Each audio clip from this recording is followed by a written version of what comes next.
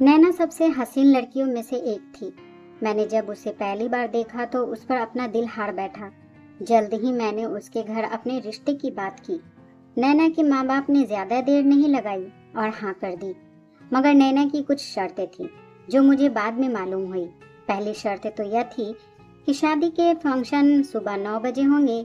बाकी शर्त के बारे में भी जानना नहीं चाहता था, लेकिन उसने यह बात कही थी कि शादी से पहले उन शर्तों को जानना जरूरी है। मगर मैं नैना के इश्क में इस तरह पागल था कि मैंने उसकी किसी भी शर्त को इतना सीरियसली नहीं लिया, क्योंकि मेरी शादी उससे हो रही थी जिससे मैं प्यार करता था। और मैं जानता था कि मैं नैना से शादी करके कभी नहीं पछताऊंगा। 12 अप्रैल के पहले संडे को मेरी शादी नैना से तय हो गई। नैना को पाने का नशा ही अलग था।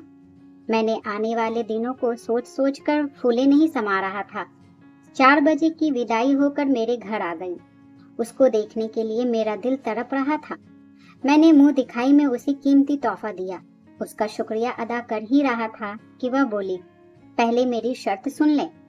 अगर आपको मंजूर है तो ठीक है, अगर आपको मंजूर नहीं है तो अभी इसी वक्त मुझे तलाक दे दीजिए। नैना के मुंह से पहली रात को ही तलाक का शब्द सुनकर मेरे दिल को कुछ होने लगा था। तुम औरत होकर तलाक की बातें कैसे कर सकती हो, मैंने दिल में सोचा। तब नैना ने बात आगे बढ़ाई। मेरी शर्त बहुत आसान सी है। वो यह है कि तुम रात को कभी मेरा चेहरा नहीं देखोगे, चाहे तुम्हारा जितना भी दिल चाहे। मगर मैं तुम्हें रात को अपना चेहरा नहीं दिखाऊंगी। बाकी तुम्हारी हर बात मानूंगी। तुम जो चाहोगे वैसा ही होगा। लेकिन एक बात मेरी मानो, रात को तुम कभी मेरा चेहरा नहीं देखोगे, ना ही रात के वक्त किसी से मिलूंगी। अंधेरा होते ही तकरीबन रात के 10 बजे मैं अपने कमरे में चली जाऊंगी। तुम चाहे तो वहीं रह सकते हो, अगर चाहो तो बाहर भी घूम सकते हो। तुम्हें यह पाबंदी बिल्कुल भी नहीं है कि तुम मेरे साथ ही रहो। नैना ने अपनी बात पूरी की तो मैंने कहा, नैना यह कैसी अजीब सी शर्त है तुम्हारी। अगर तुम मुझे इसकी वजह बता दोगी तो मैं तुम्हें कभी भी रात को तुम्हारा चेहरा देखने पर मजबूर नहीं करूंगा। लेकिन नैना, बिना किसी वजह के मैं तुम्हारा चांद सा चेहरा रात को क्यों नहीं देख सकता, मैंने रोमांटिक अंदाज में कहा। मुझे लगा कि नैना के अंदाज हैं, मगर वो तो सीरियसली थी। बोली, अगर तुमने रात को मेरा चेहरा देखा तो सुबह तुमसे तलाक ले लूंगी। नैना ने मुझे गमगीन कर दिया। मेरे तो होश ही उड़ गए। मैंने कहा, ठीक है, तुम जैसी हसीन लड़की का मिल जाना ही मेरे लिए किस्मत की बात है। तुम कहोगी तो रात को रात, तुम कहो तो दिन को दिन कहूंगा। मैं कभी तुम्हारा चेहरा नहीं देखूंगा। खैर, एक जज्बातो कदम था। मुझे शादी के पहले हफ्ते में ही मालूम हो गया कि उसकी शर्त की कीमत चुकाना कितना मुश्किल है। मुझे जब भी कहीं बाहर जाना होता, रात को डिनर करना होता या दोस्तों ने मुझे खाने पर बुलाया होता, तो नैना मेरे साथ मौजूद नहीं होती। धीरे धीरे यह बात सब तक फैलने लगी कि राजीव की पत्नी रात को बाहर नहीं निकलती। कुछ लोगों ने तो उसे नैना की शरारत समझा, लेकिन इस बात से मैं बहुत तंग आ गया था कि एक हफ्ता निकल गया तब नैना ने अजीब सी हरकत शुरू कर दी। उसने हमारे कमरे का बल्ब खराब कर दिया, फिर उसके बाद बाहर निकालकर बल्ब को फेंक दिया। मैंने कहा, नैना यह क्या हरकत है। कहा, इसलिए कर रही हूँ कि कहीं रात के वक्त गलती से तुम लाइट ऑन ना कर दो और मेरा चेहरा ना देख लो। नैना की बात सुनकर मेरा शक बढ़ता जा रहा था कि आखिरकार उसके चेहरे में ऐसा क्या है जो रात के वक्त नहीं देख सकता।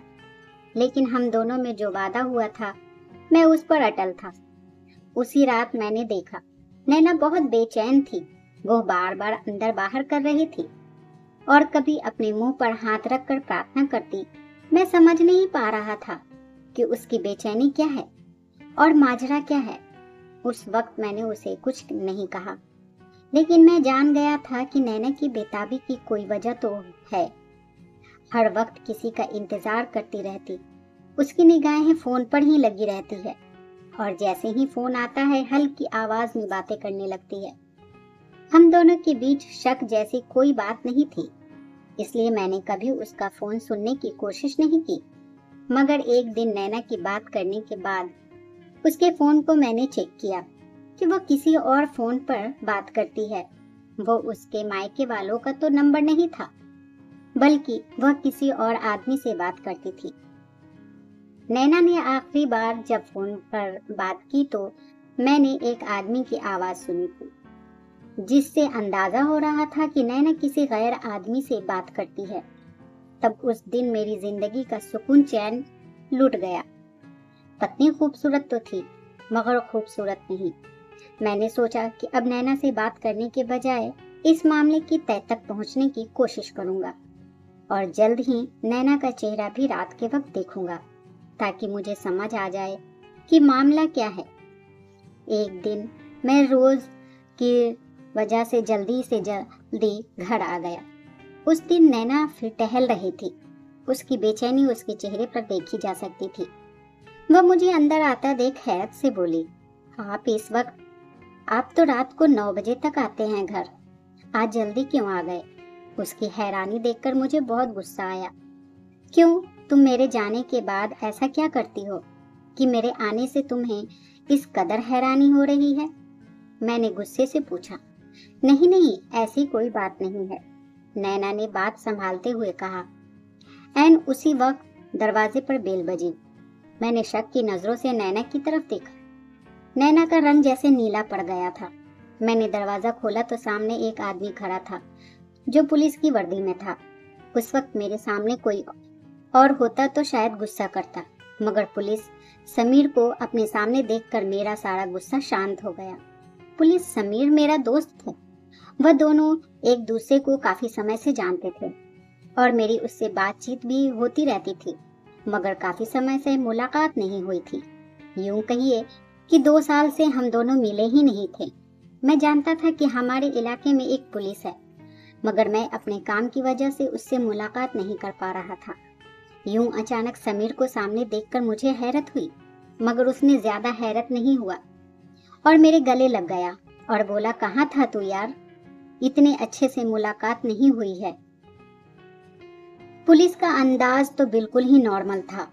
उसे अंदर ड्राइंग रूम में ले आया, मगर हैरान था कि पुलिस को मैं अपने घर कभी लाया नहीं। फिर उसे कैसे पता कि मैं यहाँ रहता हूँ? बातों बातों में मैंने समीर से बात करने की कोशिश की कि बोला, यार यह भी कोई बात है?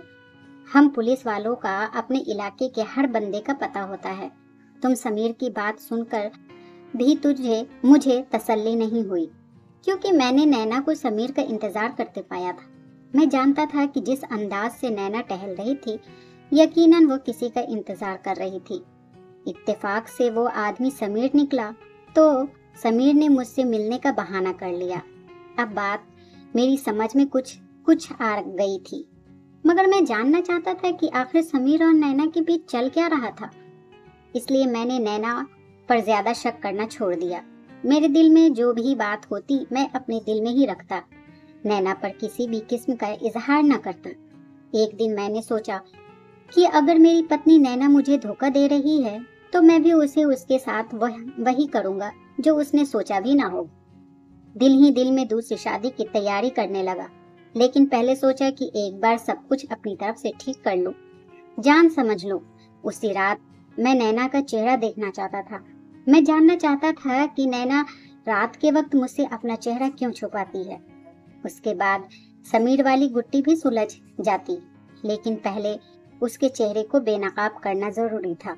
रात के वक्त क्योंकि कमरे का बल्ब बंद होता था, तो मैं अपने पास एक छोटी सी टॉर्च हमेशा रखता था। नैना मेरे पास आई तो मैंने उसका बाजू पकड़ा, ताकि वो ऐन वक्त पर भागने न पाए, और फिर अपनी जेब से टॉर्च निकालकर रोशनी की। उसके चेहरे की तरफ जैसे ही की तो मेरी तो चीख ही निकलते निकलते बची। हैरत के मारे मुझसे बात न हो रही थी। नैना, यह तुमने मुझसे इतना बड़ा धोखा दिया? आखिर मुझसे इतनी बड़ी बात तुमने कैसे छुपाई, और क्यों छुपाई? मैं तो तुमसे सच्ची मोहब्बत करता था, तुम्हें ऐसा करने की क्या जरूरत थी?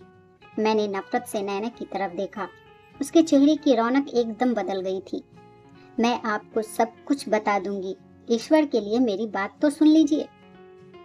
आपको मुझ पर जो भी शक है वो सब दूर करूंगी।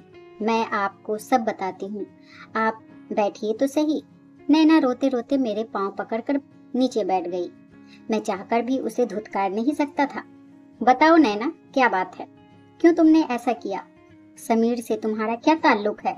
मैं अब बड़े आराम से उससे कह रहा था, क्योंकि मैंने सोच लिया था कि अगर यह औरत मुझे धोखा दे रही है तो मैं भी दूसरी शादी कर लूंगा। उसी वक्त उसे वह दुख दूंगा कि सारी जिंदगी भूल नहीं पाएगी। तब नैना ने जो बात सुनाई उसे सुनकर मेरा दिल भी गमजदा हो गया। आप तो जानते हैं हमारा घराना किस कदर मॉडल है। मैंने भी जब वह सब जाना तो मम्मी पापा को अपने से दूर ही पाया। मुझे नौकर नौकरानियों पर छोड़कर खुद अपने नौकरी और कामों पर निकल जाते थे। मैं जब मम्मी से कोई बात करती तो वह मुझे पैसों के बंडल थमा देती या फिर शॉपिंग करवाने ले जाती। मुझे तो ममता की जरूरत थी, उनके प्यार की प्यासी थी। मुझे पैसे की जरूरत नहीं थी, लेकिन उन्होंने कभी मेरी तरफ मुड़कर नहीं देखा। उसी रुपए ने मेरे अंदर बहुत सारे मायूसियां पैदा कर दी। पहले तो मैंने अपने नौकर और नौकरानियों से दोस्ती की, मगर फिर जब वह एहसास हुआ कि वह तो सिर्फ मेरे पैसों की अहमियत को समझते हैं, मेरे जज्बात की कदर नहीं करते, तो मैंने नौकर और नौकरानियों से बातचीत करना भी छोड़ दिया और मेरे अंदर मायूसी आ गई। मम्मी के ना कहने मेरे 1000 काम होते हैं। मैं तुमसे बात ना कर पाऊंगी। पापा भी अपने काम में बिजी रहते हैं, मगर उस वक्त मेरा दिल बहुत मजबूर था। मैं उदास थी। सोचा अगर मम्मी को फोन करूंगी तो वह देर हो जाएगी। मैंने गाड़ी निकाला और मम्मी के ऑफिस चली गई। मगर जैसे ही ऑफिस के दरवाजे से अंदर गई, अंदर का मंदिर देखकर, नजारा देखकर मेरा दिल बुझ गया। मैं अपनी मम्मी के बारे में ऐसा सोच भी नहीं सकती थी, मगर मेरी मम्मी इस कदर रोशन ख्याल हो चुकी थी कि वह अपने जन्मदाता को ही भूल चुकी थी। इस एक लम्हे में मेरे अंदर बगावत पैदा कर दी। मुझे उन औरतों से सख्त नफरत हुई जो लोगों को भलाई के पाठ पढ़ाता है और खुद उनका किरदार किस कदर भयानक होता है या कोई सोच भी नहीं सकता। मुझे मन से नफरत हुई तो मेरी शख्सियत भी बदल गई। मैं नाइट क्लब में जाने लगी। मैं ऐसे बन गई कि हर कोई मेरी तरफ खींचा चला जाता, लेकिन मैं उस समय कुछ नहीं थी। मगर फिर भी ना जाने क्यों मेरी रूह को तसल्ली मिलती कि मैंने अपने मन से बदला ले लिया। हालांकि मैं खुद को नुकसान पहुंचा रही थी। अब मैं रात को देर तक घर से बाहर रहती, लेकिन मम्मी पापा को कोई खबर ना थी कि उनकी बेटी क्या कर रही है, और मैं इन सब चीजों में इतनी डूब चुकी थी कि एक रात मैंने इस कदर नशा कर रखा था कि ऐसे वक्त में लड़कियां अपनी इज्जत खो बैठती हैं। मगर मैं इस मामले में खुशकिस्मत थी। सुबह जब मेरी आंख खुली तो धड़कते दिल के साथ अपने पहलू में देखा तो बिस्तर पर कोई भी नहीं था। मैं एक अकेले कमरे में लेटी हुई थी। कमरे की सजावट से अंदाजा हो रहा था कि किसी मजहबी इंसान का रिहायशी कमरा है। और फिर जब वह लड़का मेरे सामने आया, वाकई मेरा ख्याल तब साबित हुआ।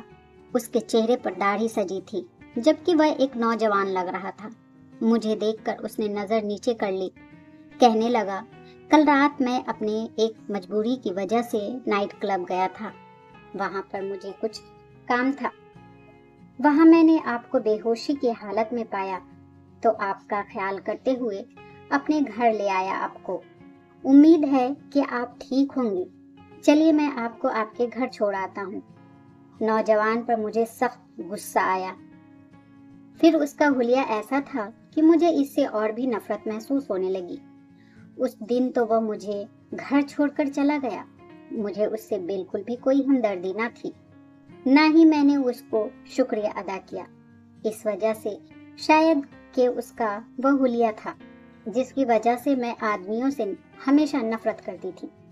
और ऐसी ही नफरत मेरे भी दिल में उन दाढ़ी वालों के लिए भी मौजूद थी। मगर उस आदमी ने मेरा पीछा नहीं छोड़ा। वो बार बार मेरे पीछे आता और कहता, मैं तुमसे मोहब्बत करता हूँ। मेरी सहेलियों ने जब यह बात देखी और सुनी तो वह बोली कि तुम उसे अपनी जान क्यों नहीं छुड़ा लेती, या तो हर वक्त तुम्हारे पीछे आता रहता है, तुम्हें तंग करता है। अगर ऐसे ही रहा तो बाकी लड़के तुमसे डरना शुरू हो जाएंगे। तुम उसका हुलिया तो देखो, कितना खतरनाक लगता है। अपनी सहेलियों की बात सुनकर मैंने उस लड़के को सबक सिखाने का सोचा। लड़के का नाम अरुण था। एक दिन उसने मुझसे बात करने की कोशिश की तो मैंने कहा, शाम को बहादुरी का नमूना दिखाना है तो और मेरी सहेलियों के सामने खुद को साबित करना, तब हो सकता है कि तुम्हारा काम बन जाए। मेरी बात सुनकर वह बहुत खुश हुआ। अगली रात जब मैं नाइट क्लब से निकल रही थी तो वह मुझे मेरे सामने ही दिखाई दिया। अकीदत से झुकी हुई नजर में मेरे मोहब्बत में वहां आया था। मैंने पुलिस को बता रखा था पहले से कि एक आदमी रोजाना मुझे परेशान करता है। मैंने उसी वक्त कॉल किया और पुलिस 2 मिनट के फासले से चलकर हमारे साथ आ गई।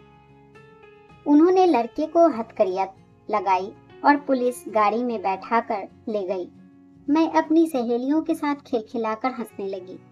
मुझे अंदाजा भी नहीं था कि वह इस कदर बेवकूफ निकलेगा और उसको थाने पहुंचाकर मेरे दिल को जो सुकून पहुंचा, मगर फिर अगले ही दिन सहेलियों के भड़काने पर उसकी हालात मालूम करने में थाने चली गई। मगर थाने पहुंचकर जैसे मेरा तो कलेजा कटकर गिर गया। पुलिस वालों ने मार मार कर उसका हुलिया खराब कर दिया था। वो बहुत बुरा लग रहा था देखने में। चेहरे पर खून के निशान, आंखों के पास चोट लगी हुई थी, आंखें सूजी हुई थी। उसे देखकर मुझे अफसोस हुआ। उसकी आंखों में मोटे मोटे आंसू, दर्द। मुझे देखकर उसने आसमान की तरफ देखा और बोला, मैंने अपना मामला ईश्वर पर छोड़ दिया है।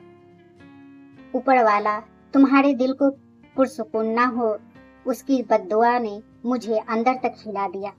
मगर मैंने किसी किस्म की परेशानी का इजहार नहीं किया। तकरीबन सुबह के 10:20 हो रहे थे जब मैं अपनी सहेलियों के साथ उससे मिलने गई। हम लोगों की आदत थी कि हम लोग सारी रात जागते और दिन के वक्त सोते, क्योंकि इस बात से मेरे माँ बाप को कोई परवाह नहीं थी। लेकिन उस दिन मैं शाम को सोकर उठी तो मुझे अपने चेहरे पर जलन महसूस हुई। मुझे लगा कि शायद गर्मी की वजह से ऐसा हो रहा होगा, मगर यह जलन बढ़ती ही जा रही थी। यहाँ तक कि रात 10 बजे मैंने शीशे में अपना चेहरा देखा तो अपना चेहरा बहुत ही बुरी तरह से दानों से भरा हुआ। चेहरा देखकर चीख निकल गई मेरी। मुझे अपना चेहरा देखकर रोना आ रहा था। सुबह के वक्त मैं सोई हुई थी। सोचा कि उसी वक्त अस्पताल चलती हूँ, डॉक्टर से दवा लेकर आऊंगी ताकि इस मुसीबत से जल्द मेरी जान छूटे। उस डॉक्टर ने मुझे एक दवा दी जिसे लगाने के बाद मुझे कुछ आराम महसूस हुआ और सुबह होते ही मेरे सारे दाने खत्म हो गए। मैंने ईश्वर से प्रार्थना की। अगली रात फिर वैसा ही हुआ। शाम के वक्त मेरे चेहरे पर ऐसे दाने निकलते कि मेरी जान आफत में पड़ जाती। मेरा बात करना मुश्किल हो गया। मैंने डॉक्टर से जाकर अच्छी खासी बहस भी की थी। उसने मुझे गलत दवा दी है, मगर फिर 2-3 डॉक्टर को बदल कर देखा। उसके बाद भी मुझे मालूम हो गया कि मेरी यह बीमारी इतनी आसानी से मेरी जान नहीं छोड़ेगी। जो भी समझ रही हूँ उसके बाद मैंने क्या क्या नहीं किया, मगर यह दाने खत्म होने का नाम ही नहीं ले रही थी। मुझे इस लड़के की बद्दुआ लग गई थी। ईश्वर न जाने अब वह किस हाल में होगा। मैं चाहती हूँ कि वह मुझे एक बार मिले और मैं उससे माफी मांग लूं। नैना की बात सुनकर मैं बिल्कुल हक्का बक्का रह गया। मासूमियत का ताल्लुक उम्र से नहीं। औरतें ऐसी भी देखी है जो 50 की उम्र में भी इतनी ही खूबसूरत रहती हैं जितनी कोई 19 साल की लड़की भी नहीं होती। मगर अपनी पत्नी की जुबान से उसकी कहानी सुनकर मेरा दिल बुझ गया। रही बात समीर की, तो उसने मुझे बताया कि वो समीर से अरुण के बारे में मालूमात लेती रहती है।